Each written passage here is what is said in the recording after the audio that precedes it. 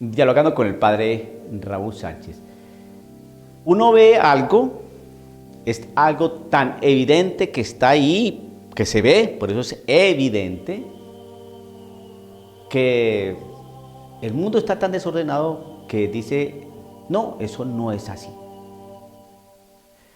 Vemos claras y abiertas discusiones entre los católicos frente a un mismo tema y dicen, no, eso no hay cisma, no, pues son discusiones propias entre los católicos. ¿Ve? Rompen la lógica. Vemos que hay un gran silencio, pero un silencio monumental de la gran mayoría de los obispos y cardenales frente a cosas que rompen y riñen, rompen el Evangelio y riñen con la tradición de la Iglesia Católica, con su enseñanza magisterial. Y no dicen nada. Y más bien protegen, porque el silencio muchas veces significa hágale. Es un silencio cómplice.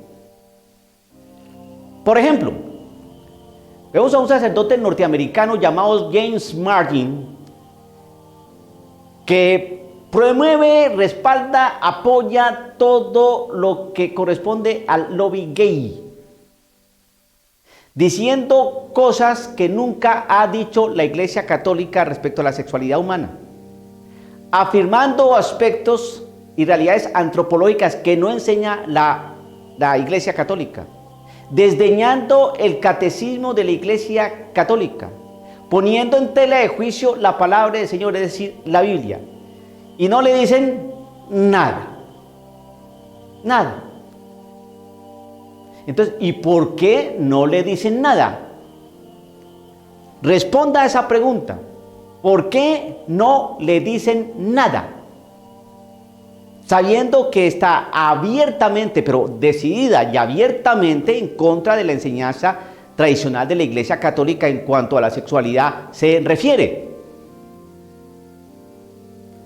No le dicen nada. Vemos un sínodo de la Amazonía con claras expresiones de idolatría que eso no era idolatría, no, una expresión cúltica, una expresión de su religiosidad, pero no, idolatría no. ¿A dónde nos van a llevar? Es que esto es prácticamente increíble. Vemos las cosas, las escuchamos, las podemos observar y que eso no es así, que están confundidos. Ese es el maligno, terco, sinuoso, feo, repulsivo.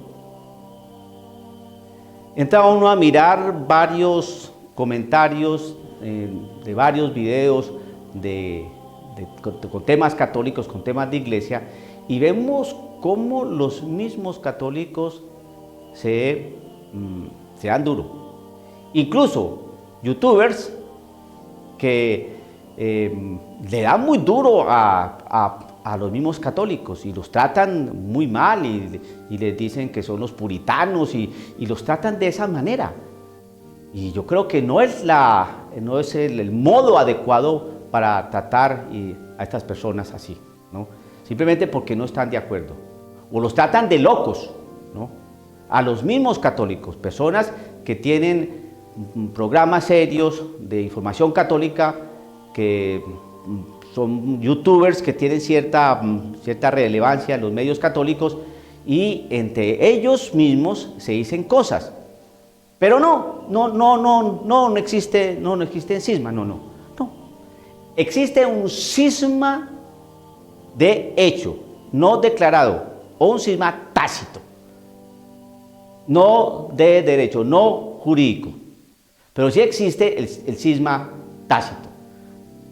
Cardenales en contra de cardenales, obispos en contra de obispos, laicos en contra de otros laicos, youtubers en contra de otros youtubers, presentadores de noticias de información católica serios en contra de otros, y otros sacerdotes, youtubers, prefieren guardar silencio. No tocan este tipo de temas para nada. Prefieren hacer presentaciones superfluas, insulsas, que complazcan, ¿no?, al católico de sillón, ¿no?, de sillón que ve televisión y va a misa los domingos. Entonces, necesitamos que nos pongamos las pilas, que encendamos las alarmas, porque como estamos, no estamos bien. Necesitamos católicos que se esfuercen por vivir el Evangelio, que no tengan miedo a decir la verdad, que no se echen para atrás cuando les toque defender su fe, y que conozcan mucho la voz de su pastor, que disciernan y miren el lenguaje politizado del lenguaje del Evangelio. El Evangelio trae palabras como redención, como conversión, como sacrificio, como cruz, como arrepentimiento, como infierno, como purgatorio, Virgen María, sacramentos, dogmas marianos. Cuando usted no escuche eso, sino escuche cosas distintas, calentamiento global, tala de bosques, fuentes hidrográficas, indígenas, los pobres, ¿no?, un mundo mejor, la humanidad, unidad de las religiones, Dios entre nosotros, Dios, pero usted no escucha por ningún lado Jesús, entonces usted va a tener que comprender ese lenguaje. Yo lo invito a que usted, cuando vaya a misa, póngale mucha atención lo que dice el sacerdote en la homilía respecto a las lecturas que se van a proclamar.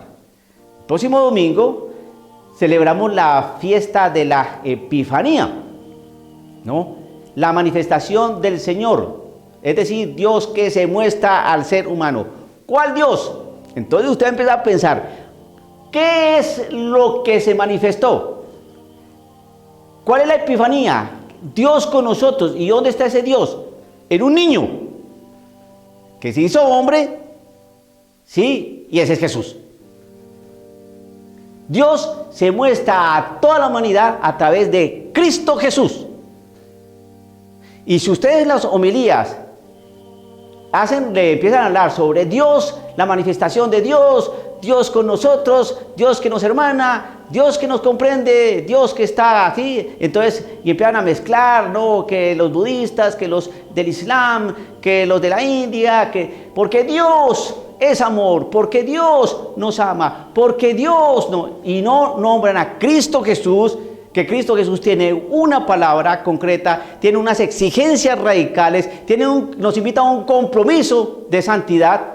Si no hablan de eso, de ese Cristo que exige, de ese Cristo que invita, que ese Cristo que dice que es la luz del mundo, que ese Cristo que dice que si no lo siguen van a andar en tinieblas, si no le anuncian ese Cristo, no se está haciendo una buena predicación de ese Dios que se revela a la humanidad. Nos está mostrando un Dios bastante etéreo, un sincretismo religioso pavoroso, para darle contentillo a todo el mundo, porque lo importante es que nos lo toleremos y nos respetemos y nos aceptemos.